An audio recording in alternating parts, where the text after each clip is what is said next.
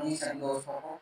और आज का हमारा टॉपिक होने वाला है, आज हम बहुत ही महत्वपूर्ण कोर्स के बारे में जानकारी प्राप्त करने वाले हैं। आज हम बात करेंगे एक महत्वपूर्ण कोर्स, यदि आप भी 12th बायोलॉजी कर चुके हैं, करने जा रहे हैं और 12th बायोलॉजी के बाद आप इस फील्ड में अपना करियर कैसे बना सकते हैं और ये कोर्स क्या होता है, कितनी ड्यूरेशन की कंप्लीट इंफॉर्मेशन इस वीडियो में देखने वाले हैं। यदि आप भी इस कोर्स के बारे में जानने के इच्छुक हैं तो आप क्या कर सकते हैं, आप इस वीडियो को लास्ट तक जरूर देखें। तो बीपीएच की अगर हम बात करें, बीपीएच कोर्स क्या होता है, तो सबसे पहले तो जो बीपीएच है इसके फुल फॉर्म की बात हम करेंगे। फुल फॉर्म के बाद हम बात करेंगे एलिजिबिलिटी की और अन्य प्रकार ड्यूरेशन वगैरह की बात हम करेंगे। सबसे पहले अगर हम देखें ये जो कोर्स है इसकी एलिजिबिलिटी की अगर हम बात सॉरी इसके फुल फॉर्म की अगर हम बात करें तो इसकी फुल फॉर्म होती है bachelor of public health, HEALTH, ये इसका फुल फॉर्म होता है। तो इससे फुल फॉर्म से ये तो आप समझ ही गए होंगे कि ये जो कोर्स है ये कोर्स किस फील्ड से रिलेटेड है। तो हम समझ सकते हैं ये जो कोर्स हमारा होने वाला है ये हेल्थ से, हेल्थ डिपार्टमेंट या हम कह सकते हैं कि स्वास्थ्य विभाग से संबंधित है। तो यदि आप भी अपना करियर इस फील्ड में बनाना चाहते हैं तो इसके बारे में लास्ट तक वीडियो को जरूर देखें, इसके बारे में कंप्लीट इंफॉर्मेशन देखने वाले हैं। तो ये तो इसकी फुल फॉर्म की बात हो गई और ये क्या है, पब्लिक हेल्थ का कोर्स है, इसको आप कर सकते हैं। आगे हम अगर बात करें, अगला जो पॉइंट है जिसपे हम बात करने वाले हैं, अगला पॉइंट हमारा होने वाला है, हम बात करने वाले हैं अब एलिजिबिलिटी की। एलिजिबिलिटी या जिसको हम हिंदी बोलते हैं योग्यता, एलिजिबिलिटी या योग्यता, यानी कि आपके पास कौन सा सर्टिफिकेट होना चाहिए इस कोर्स को करने के लिए, यानी कि कोर्स आप कब कर सकते हैं, किस योग्यता के आधार पर आप कर पाएंगे। तो इस कोर्स को करने के लिए जो योग्यता है आपके पास 12th होना चाहिए, 12th पीसीबी, यानी कि पीसीबी की अगर हम बात करें तो पीसीबी बोले तो पीसीबी मतलब कि फिजिक्स, पी फॉर फिजिक्स और केमिस्ट्री और बायोलॉजी, इन तीनों सब्जेक्ट के साथ आपको 12th होना कंपलसरी। और 12th में आपकी जो परसेंटेज है एटलीस्ट 60% होनी चाहिए, बट इससे कम है, आपकी 55 है या 50 है तो आप क्या है इसके लिए एलिजिबल हो सकते हैं। डिपेंड करेगा आपके कॉलेज और इंस्टीट्यूट पर, जिस कॉलेज या इंस्टीट्यूट से आप इस कोर्स को कर रहे हैं। देखने को ये तो हो गई योग्यता या एलिजिबिलिटी की बात। और अगर हम देखें यदि आपने 12th अपना पीसीएम से कर रखा है, पीसीएम, तो पीसीएम से करने के बाद भी आप इस कोर्स को कर सकते हैं, बट ये डिपेंड करेगा आपकी कॉलेज और इंस्टीट्यूट पर कि जो आपका कॉलेज है और जो इंस्टीट्यूट है वो आपको एलिजिबल करता है या नहीं करता है। बट मोस्टली पीसीबी की अगर बात करें तो पीसीबी से तो आप कहें एलिजिबल हैं। अगले पॉइंट की हम बात करें, अगला जो हमारा पॉइंट है वो है ड्यूरेशन। ड्यूरेशन को हम बोलते हैं अवधि। अवधि का अर्थ होता है कि ये जो कोर्स है वो कितने वर्ष का होने वाला है। तो इस कोर्स की ड्यूरेशन होने वाली है 4 इयर्स, यानी कि 4 वर्ष का ये कोर्स आपका होने वाला है, यानी कि 4 वर्ष में आप इस कोर्स को कंप्लीट कर पाएंगे, जिसमें आपके 3.5 इयर्स की जो होगी कह सकते हैं कोर्स वर्क होगा और 6 मंथ की इंटर्नशिप आपको करनी होगी जो कंपलसरी होगी। और ये जो इंटर्नशिप है वो आपके कॉलेज और इंस्टीट्यूट पर डिपेंड करती है। तो हमने बात कर ली कोर्स की फुल फॉर्म की, योग्यता की और उसके साथ ड्यूरेशन की। अब ड्यूरेशन के बाद आगे हम बात करने वाले हैं, अगले जो पॉइंट है इसका अगला पॉइंट होने वाला है हमारा एडमिशन प्रोसेस। एडमिशन प्रोसेस का अर्थ होता है कि ये जो कोर्स है इस कोर्स को करने के लिए कौन कौन सी प्रोसेस या प्रक्रिया है, किस तरीके से हम इस कोर्स में एडमिशन ले सकते हैं। तो एडमिशन लेने के तरीके हो सकते हैं बाय एंट्रेंस, एंट्रेंस बोले तो प्रवेश परीक्षा, यानी कि या तो आपको इस कोर्स में एडमिशन मिलेगा प्रवेश परीक्षा से या फिर डायरेक्ट एडमिशन। डायरेक्ट हम बात करें तो जो 12th की आपकी परसेंटेज है 12th की परसेंटेज है उसके आधार पर आपको एडमिशन दिया जा सकता है। बट ये डिपेंड करेगा आपकी कॉलेज और इंस्टीट्यूट पर कि आप जिस कॉलेज से आप इस कोर्स को करना चाहते हैं वो कॉलेज आपका एंट्रेंस एग्जाम कंडक्ट कराता है या फिर आपको डायरेक्ट एडमिशन देता है। बट कुछ एंट्रेंस एग्जाम होते हैं जिनके थ्रू आप अच्छे रेपुटेड गवर्नमेंट इंस्टीट्यूट से आप क्या है इस कोर्स को कर सकते हैं। जैसे CUET हो गया, इसके अलावा जिपमर, PGMER, PGMIR, ये जो होते हैं PGMER, ये अपने एंट्रेंस एग्जाम कंडक्ट कराते हैं। इनको देखकर आप क्या है यहाँ से कोर्स कर सकते हैं। तो ये एडमिशन प्रोसेस की बात हो गई। और यदि आप चाहते हैं कि इससे रिलेटेड जो एंट्रेंस एग्जाम होते हैं हम एक सेपरेट वीडियो लेकर आए तो आप हमें कमेंट कर सकते हैं, हम उस पर एक सेपरेट या पृथक वीडियो लेकर आएंगे। तो आगे देखते हैं हम, आगे बात करेंगे हम अब। हाँ, अगला जो हमारा पॉइंट होने वाला है वो होने वाला है कॉलेजेस। तो आगे हम बात करने वाले हैं कॉलेजेस की बात हम कॉलेजेस की, यानी ये जो कोर्स है इस कोर्स को आप कौन कौन से कॉलेज से कर सकते हैं, कौन कौन से कॉलेज है इंडिया में। वैसे तो काफी कॉलेज है इंडिया में, जिस स्टेट से, जिस राज्य से, जिस जगह से आप बिलोंग करते हैं उसके अनुसार काफी कॉलेज इसके हो सकते हैं। बट हम बात करेंगे कुछ कॉलेज या इंस्टीट्यूट की और देखते हैं हम।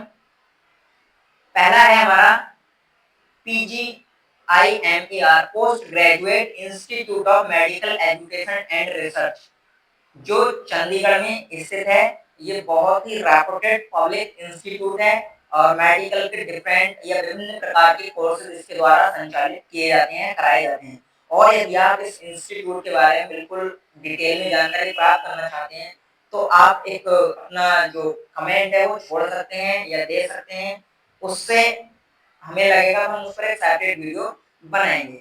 अगला सेकंड जो इंस्टीट्यूट है वो national institute of mental health and neuro science Bangalore, और ये क्या है गवर्नमेंट कॉलेज इंस्टीट्यूट है, ये भी हमारा गवर्नमेंट इंस्टीट्यूट है। उसके बाद अगला है Jawaharlal institute of post graduate medical education and research, जिसको जिपमर भी बोलते हैं शॉर्ट में, जो पांडिचेरी में स्थित है। ये भी क्या है आपको बीपीएच कोर्स कराता है, पब्लिक हेल्थ के लिए बैचलर कोर्स कराता है। तो यहाँ से भी आप क्या है बैचलर कोर्स जो बीपीएच का है वो कर सकते हैं। और ये जो कॉलेज हमने इंस्टीट्यूट यहाँ पर लिए सभी रेपुटेड और गवर्नमेंट इंस्टीट्यूट हैं जो बहुत ही अच्छी एजुकेशन और रिसर्च बेस्ड एजुकेशन आपको प्रोवाइड करते हैं। आते हैं अगले कॉलेज की तरफ। अगला है हमारा Delhi pharmaceutical science and research university, जो दिल्ली में स्थित है। तो ये भी क्या है इंस्टीट्यूट है जिससे आप इस कोर्स को कर सकते हैं। आते हैं अगले पांचवा फिफ्थ हमारा कॉलेज होने वाला है, इसमें फिफ्थ कॉलेज की हम बात करेंगे। तो एम्स जोधपुर आपको ये कोर्स कराता है BPH, bachelor of public health का ये कोर्स बीपीएच एम्स जोधपुर के द्वारा कराया जाता है। कुछ जो एम्स है वो आपको ये कोर्स कराते हैं, कुछ एम्स नहीं कराते हैं। तो आप जिस भी एम्स से इस कोर्स को करना चाहते हैं तो आप देख सकते हैं। और एम्स अपना अलग एंट्रेंस एग्जाम कंडक्ट करता है, AIIMS paramedical and nursing entrance test. और यदि आप उसके बारे में डिटेल में जानकारी प्राप्त करना चाहते हैं तो आप हमें बता सकते हैं, उस पर एक सेपरेट वीडियो लेकर आएंगे। कब फॉर्म आते हैं, कैसे तैयारी करनी है, क्या क्या हमें रणनीति उसमें रखनी है। अगला है एम्स रायपुर, गवर्नमेंट है, ये भी कराता है, ये भी आपको बीपीएच कोर्स कराता है। उसके बाद हम बात करेंगे सीएमसी, ये प्राइवेट इंस्टीट्यूट है, सीएमसी बेलोट्रस्ट मेडिकल कॉलेज जिसको हम बोलते हैं। तो ये कुछ कॉलेज थे जिनके बारे में हमने आपको बताया। इनके अलावा और भी काफी कॉलेज इंडिया में हैं जहां से आप इस कोर्स को कर सकते हैं। जिस भी स्टेट से, जिस राज्य से आप बिलोंग करते हैं उसके अनुसार आप कॉलेज का देख सकते हैं। काफी कॉलेज इंडिया में इसके हैं। और अब हम यहाँ बात कर लेते हैं, थोड़ा फीस के बारे में बात कर लेते हैं। अगर हम फीस की बात करें तो यदि आप इसको गवर्नमेंट पब्लिक रेपुटेड इंस्टीट्यूट से करते हैं तो इसकी फीस आपकी होने वाली है या हो सकती है 10,000 से लेकर 2,000 से लेकर और ये 10,000 या 15,000 पर ईयर तक हो सकती है। बट वहीं अगर हम बात करें प्राइवेट इंस्टीट्यूट की, प्राइवेट इंस्टीट्यूट में ये जो फीस है आपकी वो हो सकती है 60,000 से लेकर और 1,00,000 पर ईयर तक ये फीस आपकी जा सकती है। तो फीस आपके इंस्टीट्यूट, आपके संस्थान पर निर्भर करती है जिस संस्थान से आप इस कोर्स को करते हैं, अलग-अलग कॉलेज, अलग-अलग यूनिवर्सिटी की फीस अलग-अलग होती है। बाकी अगर आप इच्छुक हैं तो हम फीस पर भी एक सेपरेट वीडियो लेकर आएँगे। अगला आता है हमारा, बात करने वाले हैं सिलेबस है। ये जो आपका बैचलर कोर्स है पब्लिक हेल्थ का, इसके दौरान आपको कौन-कौन से टॉपिक, कौन-कौन से सब्जेक्ट स्टडी करने होंगे। तो वैसे तो आपका 4 ईयर का कोर्स है, काफ़ी सब्जेक्ट इसमें होंगे, बट यहाँ पर हमने कुछ सब्जेक्ट को लिया है जिससे हम आइडिया लगा पाएँ कि हमें इसमें कौन-कौन से सब्जेक्ट, कौन-कौन से टॉपिक को स्टडी करना होगा। तो देखते हैं, ह्यूमन बायोलॉजी आपको पढ़नी होगी, जिसमें एनाटॉमी, बायोकेमिस्ट्री एंड फिजियोलॉजी के बारे में हम पढ़ेंगे। अगला है ऑक्यूपेशनल हेल्थ के बारे में पढ़ेंगे। फिर सोशल एंड बिहेवियरल हेल्थ पढ़ेंगे, यानी कि सामाजिक और व्यवहारिक स्वास्थ्य के बारे में पढ़ेंगे। डेमोग्राफी पढ़ेंगे, उसके बाद एपिडेमियोलॉजी के बारे में स्टडी करना है। पब्लिक हेल्थ एंड न्यूट्रिशन के बारे में हम स्टडी करेंगे। और फिर अगला है पब्लिक हेल्थ एंड पॉलिसी, यानी पब्लिक हेल्थ से जुड़ी हुई जो पॉलिसी है उनके बारे में हमें पढ़ना है। फिर है monitoring and evaluation in public health, और फिर इसमें स्टडी करेंगे public health leadership and managing. Public health leadership and managing के बारे में स्टडी करेंगे, मैनेजिंग हेल्थ केयर ऑर्गेनाइजेशन। तो ये आपका सिलेबस होने वाला है। तो सिलेबस से हम आइडिया लगा सकते हैं किस फील्ड से रिलेटेड ये कोर्स है। तो ये जो कोर्स है आपका टोटली हेल्थ से रिलेटेड कोर्स है, पब्लिक हेल्थ से रिलेटेड कोर्स है। इसमें आपका करियर बहुत अच्छा हो सकता है यदि आप इसको अच्छे तरीके से, अच्छे इंस्टीट्यूट से आप इस कोर्स को करते हैं। तो बढ़ते हैं हम अगले पॉइंट की तरफ। अगला जो हमारा पॉइंट होने वाला है इसमें, वो होने वाला है हायर एजुकेशन।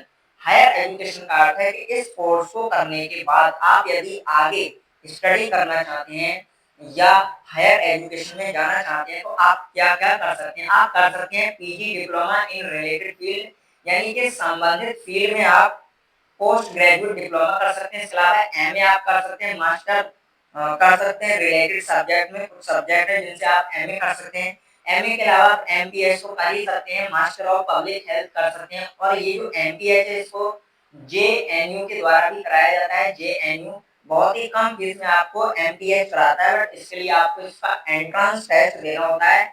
और इस टाइम को आप इसका जो सीयूईटी पीजी का एंट्रेंस है उसको देकर आप इस कोर्स में एडमिशन ले सकते हैं, या आपका इसमें मास्टर डिग्री प्रोग्राम हो जाता है। तो आगे देखते हैं, हम लेते हैं जॉब अपॉर्चुनिटीज। जॉब अपॉर्चुनिटीज का अर्थ होता है कि इस कोर्स को करने के बाद आपको कौन कौन सी जॉब मिल सकती है। तो जॉब की हम बात करें तो आप हेल्थ केयर मैनेजर आप बन सकते हैं। इसके अलावा आप इन्वायरमेंटल हेल्थ ऑफिसर बन सकते हैं, टीचर आप बन सकते हैं, या इसका मास्टर कोर्स करके आप, मास्टर डिग्री करके आप क्या कर सकते हैं, किसी कॉलेज में एज अ प्रोफेसर, लेक्चरर आप क्या है इसमें वर्क कर सकते हैं। इसके अलावा आप हेल्थ केयर कंसल्टेंट बन सकते हैं, कंसल्ट कर सकते हैं लोगों को। पब्लिक हेल्थ रिसर्चर भी आप बन सकते हैं। इन जॉब ऑप्शन के अलावा और भी काफी सारे जॉब ऑप्शन आपको मिल सकते हैं। अब अगर हम सैलरी की बात करें कि इस कोर्स को करने के बाद आपको स्टार्टिंग में कितनी सैलरी मिल सकती है, अगर एक एवरेज सैलरी की बात करें तो 25,000 से लेकर ये सैलरी आपकी 35,000 पर मंथ हो सकती है। और ये जो सैलरी है आपकी, सैलरी टोटली डिपेंड करती है आपके जॉब संस्थान पर, आपकी परफॉर्मेंस पर, आपके एक्सपीरियंस पर निर्भर करती है सैलरी। ये जो सैलरी है, स्टार्टिंग सैलरी आपकी 25 से अधिक या 35 से अधिक भी हो सकती है, बट ये एवरेज सैलरी की हमने इसमें बात की है। और जैसे जैसे आपका एक्सपीरियंस बढ़ेगा आपकी जो सैलरी है वो ग्रो करेगी। यानी हम ऐसा समझ सकते हैं, यदि आप इस कोर्स को करते हैं तो आपके लिए बेहतर करियर के रूप में ये कोर्स सिद्ध होगा। बढ़ते हैं अगले पॉइंट की तरफ, और लास्ट पॉइंट हमारा होने वाला है इसका, यानी कि रिक्रूटर्स की हम बात करेंगे। रिक्रूटर्स का अर्थ होता है ऐसी कंपनियां, ऐसी एजेंसी जो बीपीएच कोर्स करने वाले कैंडिडेट्स को हायर करती हैं।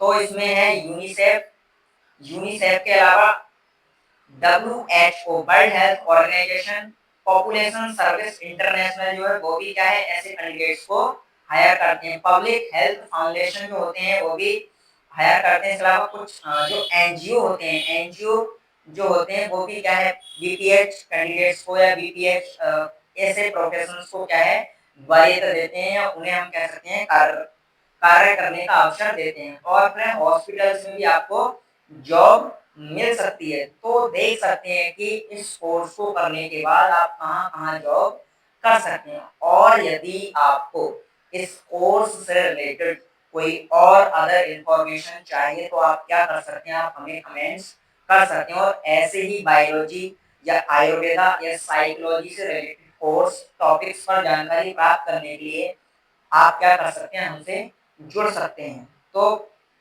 आज की वीडियो में इतना ही, मिलते हैं अगली वीडियो में, तब तक के लिए धन्यवाद, जय हिंद।